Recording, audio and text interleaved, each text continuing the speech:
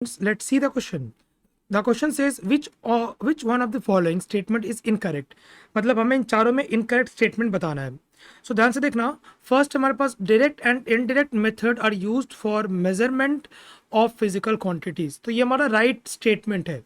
Right हम लोग direct method and indirect methods को यूज करते हैं measurement of the physical quantities में. राइट सेकेंड ऑप्शन क्या है कि scientific notation and prefixes are use to simplify numerical computation. जैसे कि एक एग्जांपल के तौर पर अगर मैं आपको बताऊं कि मान के चलो मैंने किसी का आंसर निकाला है 10 1 2 3 4 5 6 इतना आंसर निकाला है. अब इसको सिंप्लीफाई करने के लिए मैं क्या करूंगा, इसको लिख दूंगा सिंपली. मान लो ये कि ये इतना ओम है ना, तो मैं इसको लिख दूंगा 1 2 3 4 5 6 मतलब ये हो गया मेरा 10 मेगा ओम. राइट समझ में आ रही है बात.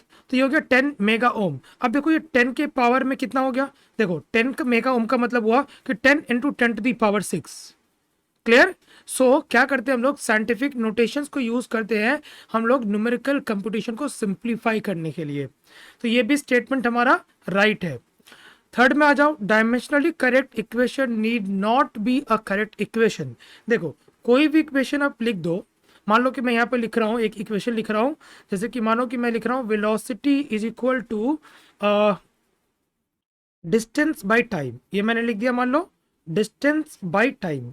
अब ध्यान से देखो डिस्टेंस का जो यूनिट होता है वो होता है हमारा लेंथ में करते हैं मेजर इसको मीटर या किलोमीटर. टाइम का होता है हमारा सेकंड. तो इसका जो डायमेंशन आएगा date will be L t-1 और वेलोसिटी का डायमेंशन भी होता है L t-1. तो ये डायमेंशनली करेक्ट है बट ये जो इक्वेशन है ये हमारा करेक्ट नहीं है. राइट क्योंकि वेलोसिटी का फॉर्मूला होता है हमारा डिस्प्लेसमेंट बाय टाइम. समझ में आ रही बात. मतलब कि ये स्टेटमेंट भी हमारा सही स्टेटमेंट है कि dimensionally correct equation need not be a correct equation. अब आ जाओ लास्ट वाले में, ऐसा unit is based on 6 base unit. तो अगर मैं 6 बेस यूनिट को लिखूं तो ध्यान से देखना, एक होगा मेरा मीटर, एक होगा मेरा किलोग्राम, राइट, एक होता है मेरा सेकेंड. ये तो तीन हमारा फिक्स्ड है. चलो इसके बाद क्या क्या आता है, एक आता है मेरा एम्पियर, फिर टेम्परेचर के लिए केल्विन, फिर आता है मेरा मोल, और एक और है डेट इज माई कैंडेला. ये आता है मेरा. तो टोटल कितना हो गया, टोटल हो गया 7. लेकिन यहाँ पे क्या गिवन है कि बेस्ड ऑन 6 बेस यूनिट, मतलब कि ये स्टेटमेंट जो है ये हमारा रॉन्ग हो गया. सो इस क्वेश्चन का जो सही आंसर होगा वो होगा आपका ऑप्शन नंबर 4. द ऐसा unit is based on 6 base unit but actually it is based on 7 base units. So I hope all of you got the answer. Thank you.